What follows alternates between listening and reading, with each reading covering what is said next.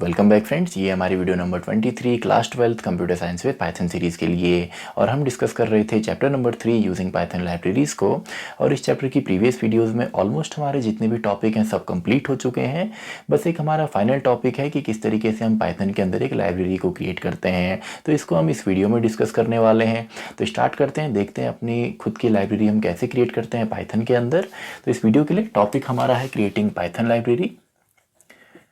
Creating Python library. अब देखिए, आपने यहाँ पे कंफ्यूज नहीं होना है।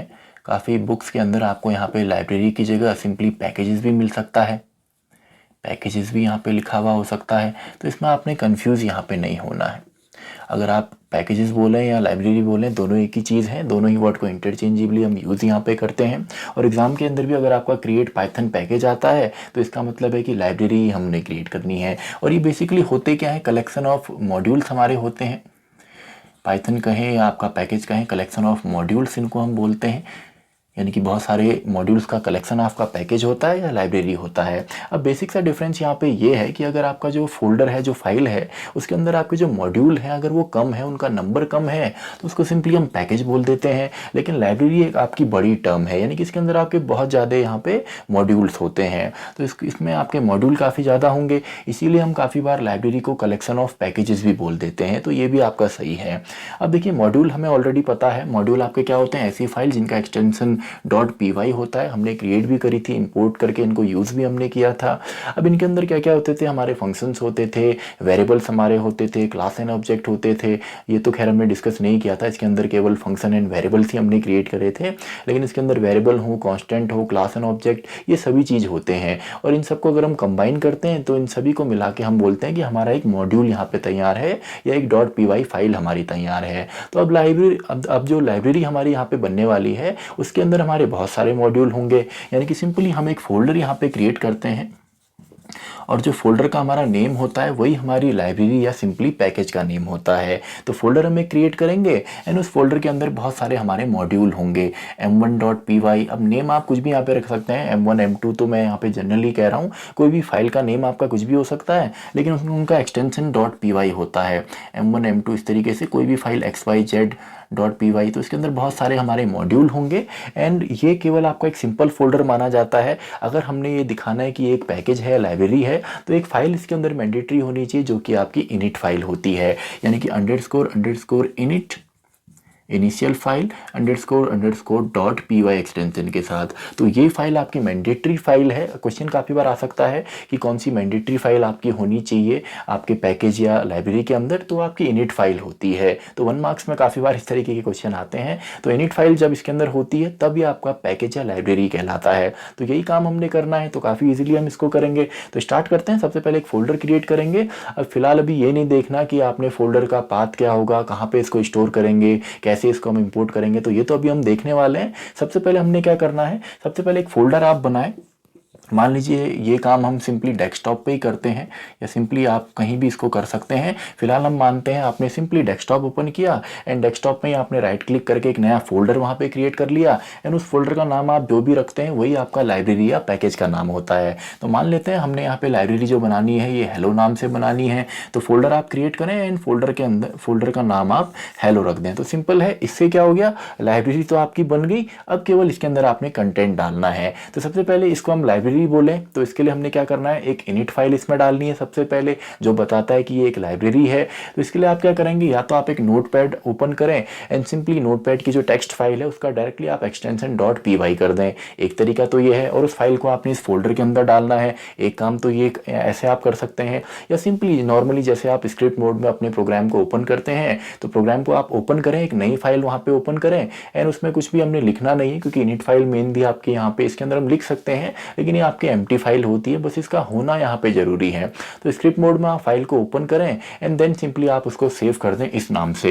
यानी कि फाइल आपने ओपन करी, देन उसमें आपने नाम लिख दिया __ init _ एंड देन आप इसको सेव कर दें। अब अगर आप स्क्रिप्ट मोड से कर रहे हैं तो py एक्सटेंशन खुद ही इसमें जुड़ जाता है। और सेव कहाँ करना है इसको, इस फोल्डर के अंदर। यानी कि इस फोल्डर के अंदर सबसे पहले आपका क्या आ जाएगा, जो आपका यहाँ पे लाइब्रेरी या पैकेज है, सबसे पहले हमने इसके अंदर __ init फाइल यहाँ पे डाल दी। तो ये एक फाइल आ गई। एक्सटेंशन ऑटोमेटिकली अगर आप स्क्रिप्ट मोड में कर रहे हैं तो ऑटोमेटिकली इसमें .py जुड़ेगा। तो अब ये क्या है, अभी आपका एक काम तो यहाँ पे हो गया। अब केवल इसमें हमने मॉड्यूल डालने हैं, यानी कि आपका ऐसी फाइल डालनी है जिनके अंदर हमारे फंक्शंस होते हैं। तो सबसे पहला मॉड्यूल हम क्रिएट करते हैं। मान लीजिए आपने एक और फाइल देन ओपन करी एंड उसमें हमने कुछ फंक्शंस दे दिए, तो एक मॉड्यूल हम बना लेते हैं। सबसे पहले मान लेते हैं हमने एक फाइल ओपन करी एंड उसके अंदर हमने कुछ फंक्शन लिख दिए।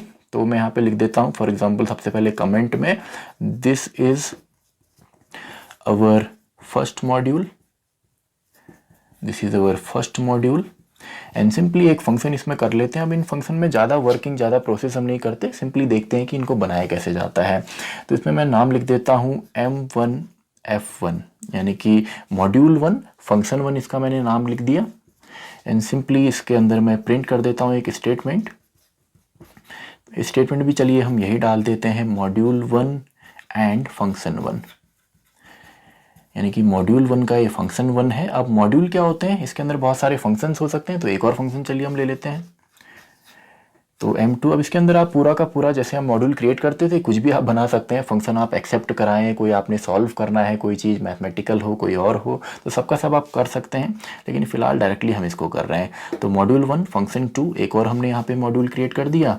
तो इसमें भी सेम चीज़ हम लिख देते हैं मॉड्यूल 1 है लेकिन फंक्शन 2 है। तो ये सिंपली हमको प्रिंट करने में हेल्प करेगा, ये दिखाएगा कि हम सही काम कर रहे हैं या नहीं कर रहे हैं। तो केवल मान लीजिए एक मॉड्यूल हमने यहाँ पे तैयार कर लिया, तो ये हमारा एक मॉड्यूल है।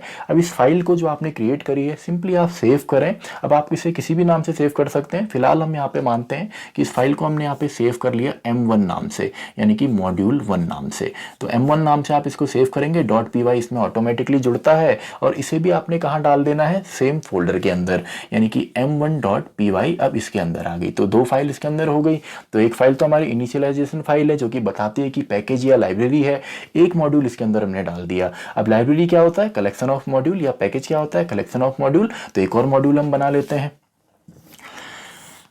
तो नेक्स्ट जो हमारा मॉड्यूल है इसके अंदर भी हम सेम काम करते हैं। इसमें आप लिख सकते हैं this is our second module, this is our second module, या हमारा दूसरा मॉड्यूल है। तो इसमें भी सेम काम, कुछ फंक्शन हम बना लेते हैं। मान लीजिए मॉड्यूल 2 फंक्शन 1 एंड प्रिंट इसके अंदर हम कर लेते हैं मॉड्यूल 2 है जी ये एंड फंक्शन 1 है। मॉड्यूल 2 एंड फंक्शन 1 हमने सिंपली लिख दिया। तो सिंपल है। देन अगेन एक और फंक्शन बना सकते हैं। आप कितने भी इसमें फंक्शन बना सकते हैं सिंपली, यानी कि आप जैसे py फाइल हम बनाते हैं, मॉड्यूल हमने बनाना सीखा, वैसे भी आप किसी काम के लिए भी इनको बना सकते हैं। तो फिलहाल तो मैं यहाँ पे डायरेक्टली प्रिंटिंग ही केवल करवा रहा हूँ। सॉरी, मॉड्यूल 2 फंक्शन 2 इसको कर लेते हैं, मॉड्यूल 2 एंड फंक्शन 2, फंक्शन 2। तो ये हमने यहाँ पे किया। तो दो मॉड्यूल हमारे बन गए। इसको हम सेव कर लेते हैं M2.py नाम से।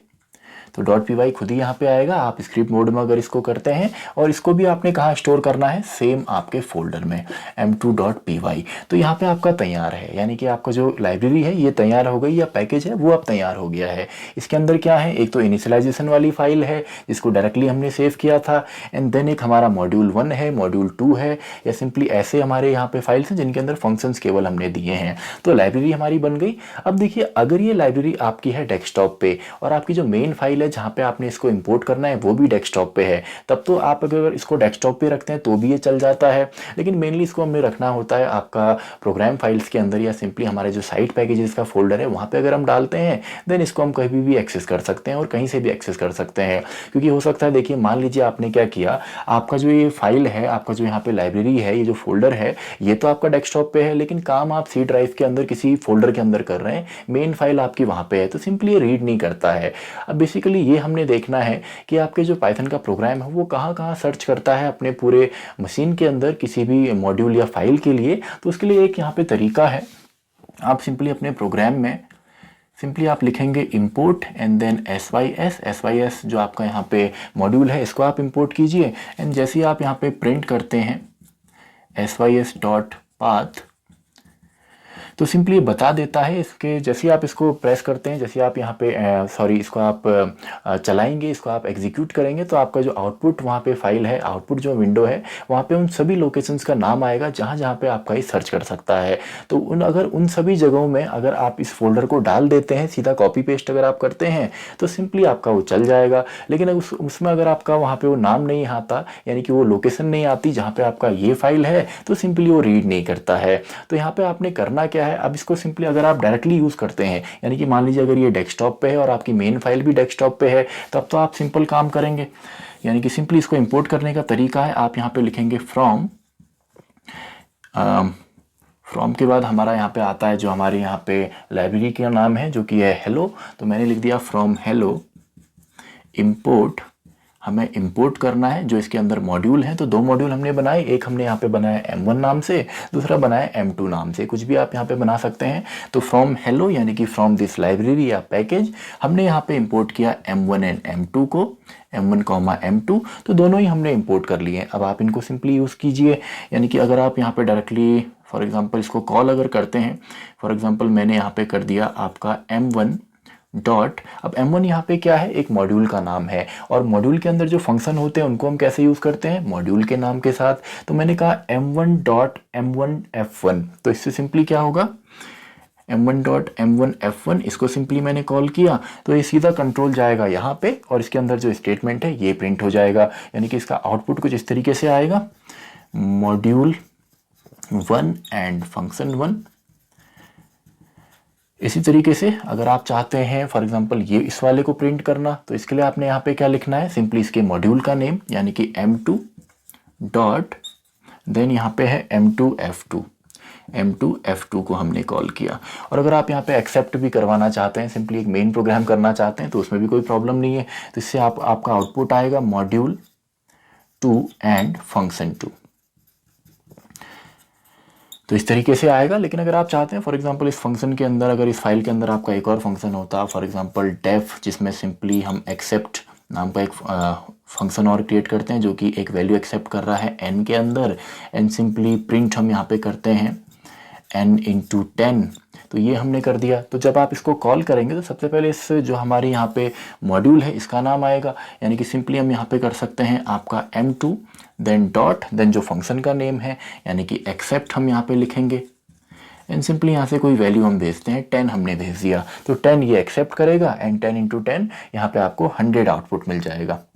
तो अगर आप यही काम करते हैं तो ये आपका आउटपुट मिलने वाला है। तो आई होप ये तो आपको समझ में आ गया होगा किस तरीके से हम यहाँ पे इंपोर्ट करेंगे किसी भी लाइब्रेरी को। अब अगर आपने इसको स्टोर करना है साइट पैकेजेस में, तो सिंपली आप पूरे फोल्डर को यहाँ से कट करें, और सिंपली आप देखेंगे कि आपका मैक्सिमम जब सॉफ्टवेयर हम इंस्टॉल करते हैं तो सिंपली जो सॉफ्टवेयर आपका होता है वो यूज़र्स के अंदर हो सकता है, या सिंपली आपका प्रोग्राम फाइल्स के अंदर हो सकता है, प्रोग्राम फाइल्स के अंदर आपको मिल सकता है, एंड इसके अंदर आपका लिव नाम का एक फोल्डर होगा, एंड देन साइट पैकेजेस यहाँ पे होता है, पैकेजेस यहाँ पे आपको मिलेगा। तो सिंपली आप इस फोल्डर पे जाएं एंड इसके अंदर इस पूरे के पूरे फोल्डर को आप पेस्ट कर दें, देन कभी भी अगर आप इसको इंपोर्ट करते हैं तो कहीं से भी आपका चल जाएगा। या अगर कोई और सॉफ्टवेयर आप यूज़ कर रहे हैं, फॉर एग्जांपल ये तो आपका नॉर्मल है, यानी कि डायरेक्ट जो आपका मेन सॉफ्टवेयर है उससे आप करते हैं। अगर आप एनाकोंडा या अगर कोई कुछ और आप यूज़ कर रहे हैं तो वहाँ पर आपको हो सकता है यूज़र या प्रोग्राम फाइल्स के अंदर एनाकोंडा के अंदर भी सिंपली आपको सेम चीज़ मिलेंगी, यानी कि लिव एंड देन इसके बाद site packages, site dot dash packages आपको मिलेगा। तो सिंपली आपको पूरे के पूरे जो फोल्डर है इसको यहाँ से कट करके इस फोल्डर के अंदर डाल देना है, एंड जैसे आप ये करते हैं देन आप इसको कहीं से भी अपने प्रोग्राम में अगर इंपोर्ट करते हैं तो डायरेक्टली इंपोर्ट हो जाता है। तो इसी के साथ आई होप आपको ये टॉपिक समझ में आया होगा। तो आप इसका स्क्रीनशॉट ले लीजिए नोट्स के लिए। तो आई होप आपने इसका स्क्रीनशॉट ले लिया होगा। तो इसी के साथ हमारी ये वीडियो भी खत्म होती है, वीडियो नंबर 23। तो मैं मिलता हूँ आपसे अगली वीडियो में, वीडियो नंबर 24।